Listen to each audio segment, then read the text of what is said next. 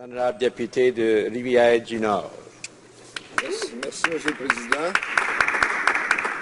Mes chers collègues, aujourd'hui, j'arrivais en Chambre avec un certain enthousiasme, sachant que le gouvernement conservateur voulait refaire ses devoirs et nous expliquer la pertinence des mesures présentées dans son projet C3.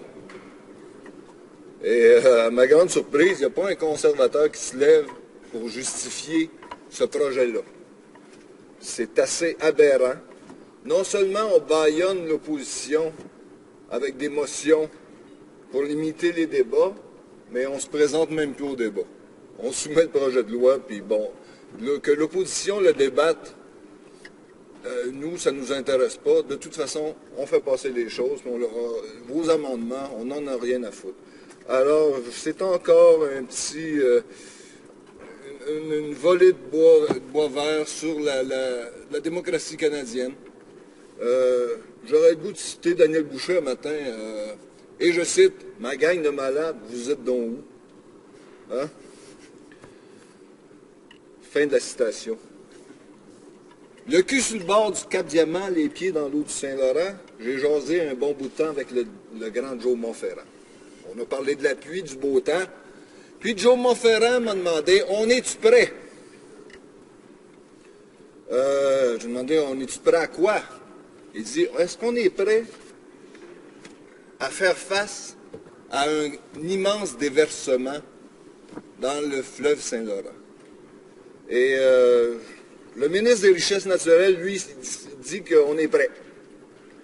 La première ministre de la Colombie-Britannique dit « On n'est pas prêt à faire face à ce genre de déversement-là. » Évidemment, la pression est énorme actuellement de la part des lobbies pétroliers pour favoriser l'exportation du pétrole albertain.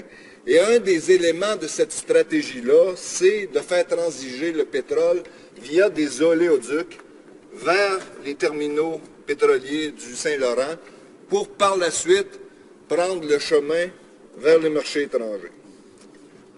Actuellement, avant même que les deux projets d'oléoduc soient mis en place, il y a 82 navires de 150 000 tonnes de pétrole qui, à tous les 4 jours, empruntent le Saint-Laurent pour alimenter, entre autres, la raffinerie d'Ultramar. On va inverser ce flux-là, puis là, on va utiliser le Saint-Laurent, l'estuaire du Saint-Laurent, pour acheminer du pétrole raffiné, pétrole brut, probablement aussi vers les marchés étrangers. Le projet d'oléoduc Énergie-Est permettrait de transporter 1 million de barils de pétrole par jour jusqu'aux terminaux pétroliers au Québec et au Nouveau-Brunswick. Le golfe du Saint-Laurent, je vais vous parler de mon golfe du Saint-Laurent, de mon Saint-Laurent, de mon Grand Bleu. C'est un écosystème majestueux, unique, fragile, qu'un environnement incroyable propice à la reproduction de dizaines d'espèces marines, plusieurs qui sont menacées. Parmi ces espèces, au statut précaire, il y a la morue, le rorqual bleu, la tortue lutte.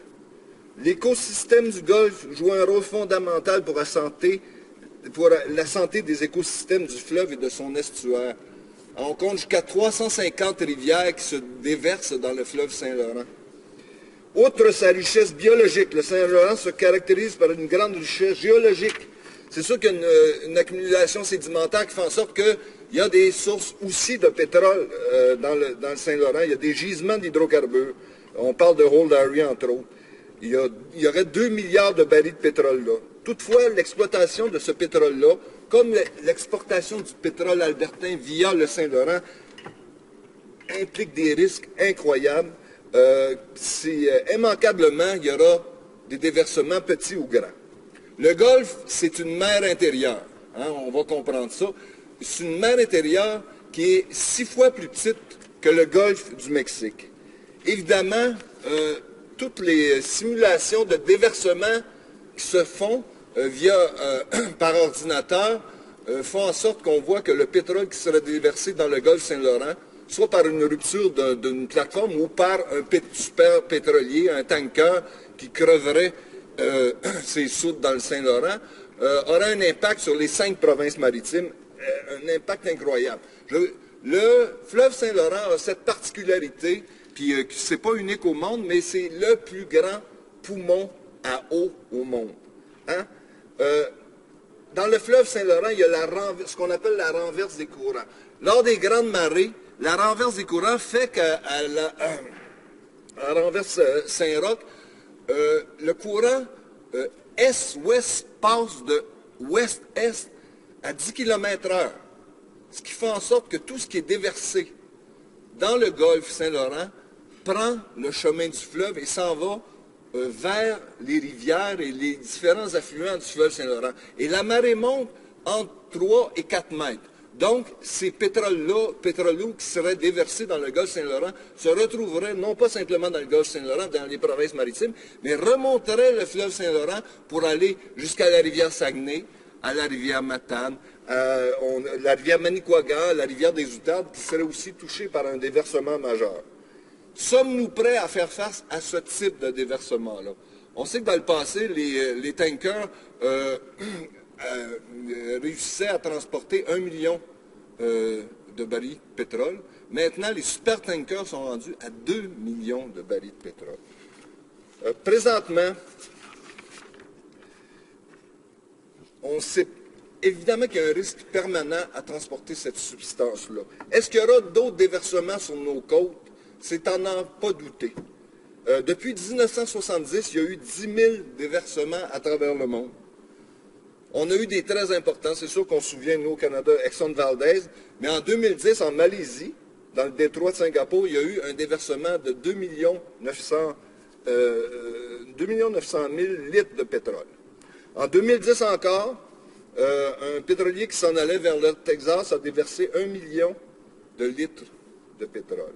Présentement, les normes qu'on demande via ce projet de loi-là, la capacité aux transporteurs pour être en mesure de récupérer, on parle de 10 000 litres de pétrole. Là, on n'est pas dans le même cours. Ici, on parle de 1 700 000 litres et de 2 900 000 litres de pétrole. Comment faire face à ce type de déversement-là avec les mesures qu'on propose? La caisse qui devrait supporter l'ensemble du travail de récupération de ce pétrole-là est doté d'un capital de 400 millions. À lui seul, Exxon Valdez, les travaux qui ont été faits pour récupérer le pétrole et décontaminer les côtes ont coûté 3,5 milliards. Évidemment, s'il y avait ce type de déversement-là dans le golfe Saint-Laurent, on ne peut, à l'heure actuelle, imaginer les coûts. Mais ce qu'on sait, c'est que nécessairement, ce sera les contribuables canadiens, les payeurs de taxes que nos amis d'en face aiment et défendent systématiquement. Ce qu'on va faire aussi, on va faire ça mieux qu'eux parce qu'on va exiger que ce plafond-là de 10 000, ce minimum-là de 10 000 litres de pétrole soit augmenté. C'est irréaliste de prétendre qu'avec cette garantie-là, on va réussir à protéger nos côtes. Quand on parle de super pétroliers avec 2 millions de barils qui pourraient s'échouer sur nos côtes. D'ailleurs, l'estuaire du Saint-Laurent, puis ça tout le monde le sait, c'est l'endroit au monde où il y a un danger de risque de collision le plus grand. Les navires qui sillonnent le Saint-Laurent sont obligés d'avoir recours à des pilotes pour éviter les récifs qui sont nombreux, les courants de travers, la renverse des courants. Il y a des pièges, il y a des centaines de pièges dans le Saint-Laurent qui font en sorte que le transport via pétrolier est dangereux, d'autant qu'on coupe, qu'il y a eu des compressions au niveau de la surveillance maritime. Je pense au centre de Québec qu'on a voulu fermer et qui est en voie, en processus d'être fermé, qui assurait pas moins de 1500 appels, oui. Bon, écoutez, le président me demande de conclure. J'aimerais citer M. Émilien, directeur de la Chaire de recherche du Canada en écotoxicologie, qui dit que pour l'instant, nos méthodes de récupération du pétrole, surtout en période hivernale, parce qu'il ne faut pas oublier que le golfe Saint-Laurent gèle, que nos méthodes de récupération de pétrole datent de 30 ans. puis qu'on n'a pas suffisamment investi dans la recherche pour s'assurer de méthodes de récupération du pétrole qui soient plus efficaces. Maintenant, on utilise encore les vieilles les barrières, puis qui est un système qui n'est pas performant, puis qui est souvent défaillant. Alors, Monsieur le Président, sur ce, je vous remercie de votre intérêt et je vais répondre aux questions.